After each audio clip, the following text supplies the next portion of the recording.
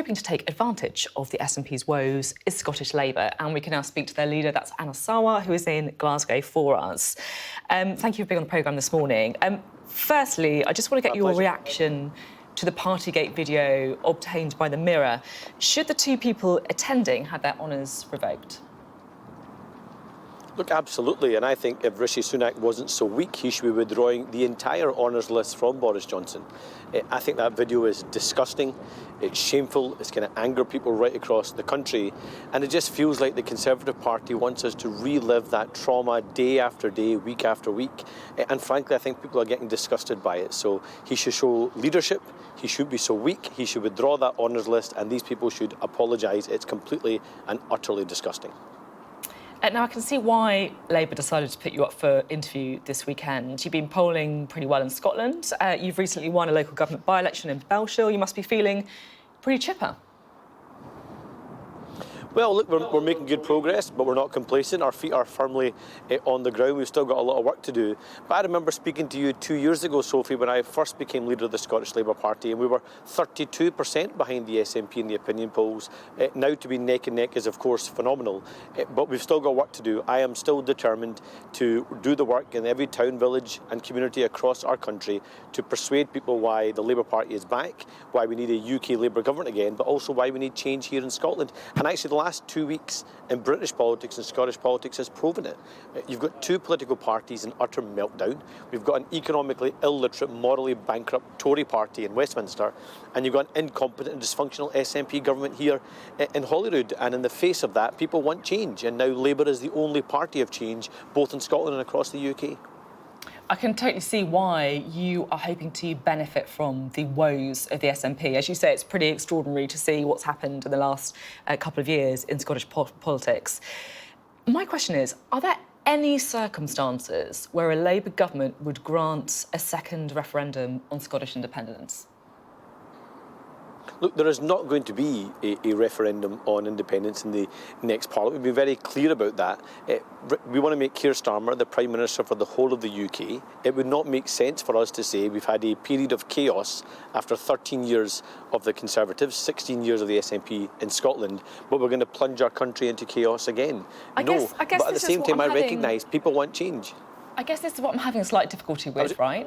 Because, you know, I can see why the recent issues with the SNP would make people want to vote Labour, want to vote for change.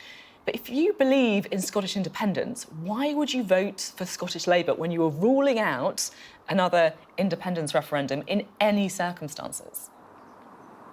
Well, I'll tell you why, Sophie. So, when support for independence was low, the SNP was still able to persuade people that supported being part of the UK to vote for them because people wanted change and they wanted a different kind of government. And I'm really clear, there isn't a majority for independence, there isn't a majority for a referendum, but there is also not a majority for the status quo, but there's an overwhelming majority in Scotland and across the UK for change. So I say directly to people who may have voted SNP in the past, who may still support independence, who may have voted for independence in the referendum. I don't support independence, I don't support a referendum. We may disagree on the final destination for Scotland, but we can all agree we need to get rid of this rotten Tory government. So let's go on this part of the journey together, transform the UK, allow us to demonstrate that we can make the UK work for every part of our country, whether that is Scotland, Wales, England or Northern Ireland, and let's change our country together. That's a positive offer, and that's one I'm confident in making come the future by-election, but also the next general election. I want to talk a bit about specific policies, because Labour wants to ban new drilling licences in the North Sea. Now, of course, that creates a lot of jobs in Scotland, right? It's a big part of the economy. Are you comfortable with the policy, and have you been making any representations to Keir Starmer about it? Look, I think we have won the argument and won the case for a positive policy that's going to deliver the green transformation for Scotland and indeed the whole of the UK. Our energy policy is going to be driven by 4 key objectives. The first is more jobs, not fewer jobs. The second is lower bills, not higher bills. Third, energy security, so we're not reliant on imports from despotic regimes like Russia, but also climate leadership. There is going to be a leader somewhere in the world. Why not Scotland? Why not the UK? Labour is going to make sure that we deliver that green revolution and deliver that leadership. And that means just want to come back on a couple of those. There is no cliff edge. There is no turning off of the tap. Oil and gas will play a significant role for decades to come. What we're talking about is working in partnership with the industry to actually deliver the green revolution, not just talk a good game like we have from our two governments right now. I just want to talk about a couple of those points you make, because you say it's going to create more jobs, Labour's green policy. Well, that's been disputed by some. And also energy security. It feels interesting that you're saying that it's going to improve energy security when you're shutting off at some stage, even if you say there's not going to be a cliff edge, domestic energy production. Now, the head of GMB says your policy is naive. He says you can't control where green renewable jobs are because of geography. I just want to read you what he's told this programme. He said, you know, our members in the energy sector and the construction sector aren't stupid. We've been promised tens of thousands of jobs in the UK, but the truth is those jobs have been created anywhere but the UK. The infrastructure is being built in China and Indonesia, anywhere really but Britain. Are you naive? Well, Gary Smith is absolutely right. We've had over a decade of promises from a UK Tory government and a Scottish SNP government to say that we were going to have a renewables revolution in this country and create 120,000 jobs. Those jobs haven't been created. So and the why challenge is Labour we have as an incoming Labour government, the reason why we're different is because we will actually not just talk a good game, we'll actually deliver in government. And the prime example of that is the Great British Energy Company.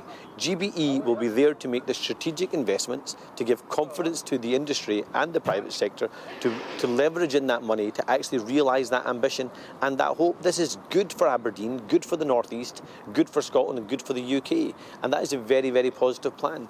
For example, we'll partner with local authorities, we'll partner with devolved governments in order to partner and leverage in community buy-in into these projects so they can benefit from those projects.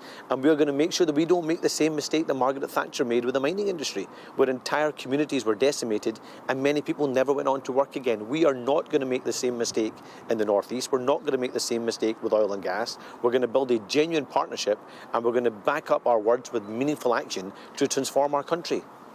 OK, one other question on Labour policy. Keir Starmer's U-turned on a previous pledge to scrap university tuition fees. Obviously, there's no tuition fees in Scotland.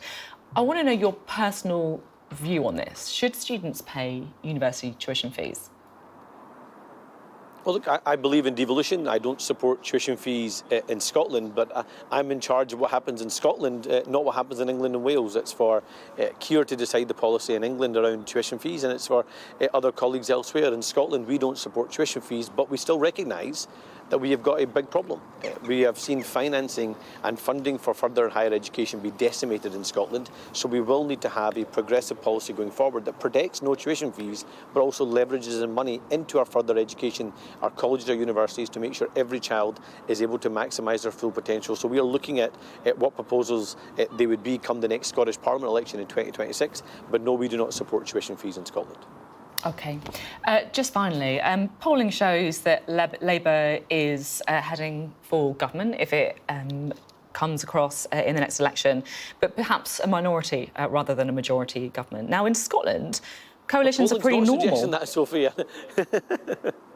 I'm just laughing, Sophie, because I'm not sure which polling people are looking at. All this talk of coalitions, actually what happens is if we saw the poll that's in the Sunday Times in Scotland today, where Labour is on 34% and the SNP are on 34%, it actually means the lead we need across the UK is less than 7 or 6 points. So polling is not suggesting there's going to be a coalition. We're not complacent, though. We've still got work to do. OK, well, Labour hasn't formed a government with less than... Labour hasn't formed a majority government with less than 40 seats in Scotland since the 1950s. So is that what you're aiming for, 40 seats in Scotland? Look, I want as many seats as possible in Scotland, but I think it's very, very clear. When Keir Starmer became leader 3 years ago, nobody thought we could win the next general election. When I became leader 2 years ago, nobody thought Scottish Labour could gain significant seats. I think Keir is demonstrating that we can win a majority Labour government, and I think we're demonstrating in Scotland that Labour is back on the pitch and competing again. And I'm really confident that we will deliver a majority Labour government, but we're going to do it by building a partnership of people right across this UK for change, not the same old with the Tories and the SNP who want more division and chaos. OK, thanks very much for being on the programme from a very beautiful looking Glasgow. My pleasure.